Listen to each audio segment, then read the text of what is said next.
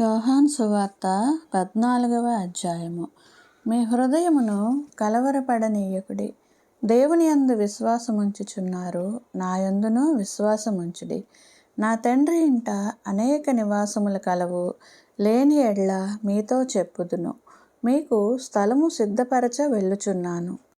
నేను వెళ్ళి మీకు స్థలము సిద్ధపరచిన ఎడల నేనుండు స్థలములో మీరును ఉండులాగున మరలా వచ్చి నా యొద్ద ఉండుటకు మిమ్మును తీసుకుని పోవదును. నేను వెళ్ళుచున్న స్థలమునకు మార్గము మీకు తెలియునని చెప్పెను.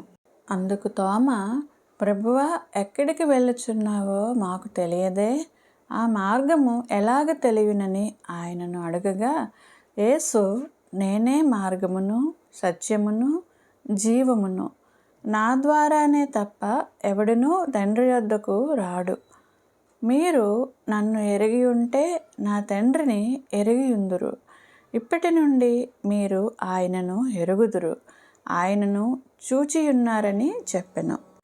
అప్పుడు ఫిలిప్పు, ప్రభువా, తండ్రిని మాకు కనపరచుము, మాకంతే చాలును అని ఆయనతో చెప్పగా, యేసు, ఫిలిప్పు, నేను ఇంతకాలము మీ యొద్ద ఉండినను నీవు నన్ను ఎరగవా? నన్ను చూచినవాడు తండ్రిని చూచియున్నాడు. కనుక తండ్రిని మాకు కనుపరచుమని ఏల చెప్పుచున్నావు?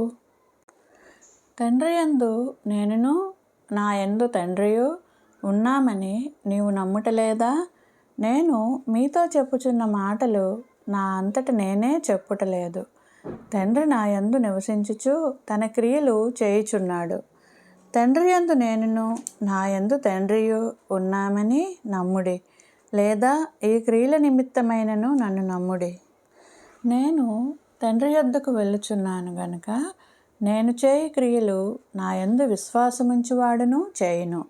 వాటికంటే మరి గొప్పవియు అతడు చేయునని మీతో నిశ్చయముగా చెప్పుచున్నాను. మీరు నా నామమున దేని నడుగుదురో తండ్రి కుమారుని యందు మహిమపరచబడుటకై దానిని చేతును. నా నామమున మీరు నన్నేమి అడిగినను నేను చేతును. మీరు నన్ను ప్రేమించిన ఎడల నా ఆజ్ఞలను గైకొందురు. నేను తండ్రిని వేడుకుందును, మీ యొద్ద ఎల్లప్పుడూ ఉండుటకై ఆయన వేరొక ఆదరణకర్తను, అనగా సత్యస్వరూపియగు ఆత్మను మీకు అనుగ్రహించును. లోకము ఆయనను చూడదు, ఆయనను ఎరుగదు, కనుక ఆయనను పొందనేరదు. మీరు ఆయనను ఎరుగుదురు. ఆయన మీతో కూడా నివసించును, మీలో ఉండును. మిమ్మును అనాథలనుగా విడువను, మీ యొద్దకు వత్తును. కొంతకాలమైన తరువాత లోకము నన్ను మరి ఎన్నడూనూ చూడదు, అయితే మీరు నన్ను చూతురు. నేను జీవించుచున్నాను గనుక మీరును జీవింతురు. నేను నా తండ్రి యందును మీరు నా యందును నేను మీ యందును ఉన్నామని ఆ దినమున మీరెరుగుదురు. నా ఆజ్ఞలను అంగీకరించి వాటిని గైకొనువాడే నన్ను ప్రేమించువాడు. నన్ను ప్రేమించువాడు నా తండ్రి వలన ప్రేమింపబడును. నేనును వానిని ప్రేమించి వానికి నన్ను కనపరుచుకుందునని చెప్పెను. ఇస్కరియోతు కాని యోదా, ప్రభువా, నీవు లోకమునకు కాక మాకు మాత్రమే నిన్ను కనపరుచుకొనుటకు ఏమి సంభవించినని అడగగా, యేసు, ఒకడు నన్ను ప్రేమించిన ఎడల వాడు నా మాట గైకొనును. అప్పుడు నా తండ్రి వానిని ప్రేమించును. మేము వాని యొద్దకు వచ్చి వాని యొద్ద నివాసము చేతుము. నన్ను ప్రేమింపని వాడు నా మాటలు గైకొనడు. మీరు వినుచున్న మాట నా మాట కాదు, నన్ను పంపిన తండ్రిదే. నేను మీ యొద్ద ఉండగానే ఈ మాటలు మీతో చెప్పితిని. ఆదరణకర్త, అనగా తండ్రి నా నామమున పంపబోవు పరిశుద్ధాత్మ సమస్తమును మీకు బోధించి నేను మీతో చెప్పిన సంగతులన్నింటినీ మీకు జ్ఞాపకం చేయును. శాంతి మీకు అనుగ్రహించి వెళ్ళుచున్నాను, నా శాంతినే మీకు అనుగ్రహించుచున్నాను. లోకమిచ్చునట్టుగా నేను మీకు అనుగ్రహించుటలేదు. మీ హృదయమును కలవరపడనీయకుడి, వెరవనీయకుడి.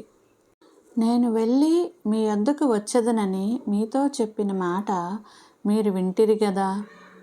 తండ్రి నాకంటే గొప్పవాడు కనుక మీరు నన్ను ప్రేమించిన ఎడల నేను తండ్రి యొద్దకు వెళ్ళుచున్నానని మీరు సంతోషించుదురు. ఈ సంగతి సంభవించినప్పుడు మీరు నమ్మవలెనని అది సంభవింపక ముందే మీతో చెప్పుచున్నాను.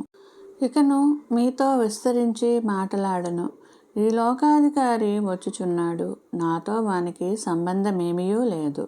అయినను నేను తండ్రిని ప్రేమించుచున్నానని లోకము తెలుసుకొనున్నట్లు తండ్రి నాకు ఆజ్ఞాపించినది నెరవేర్చుటకు నేనిలాగ చేయుచున్నాను.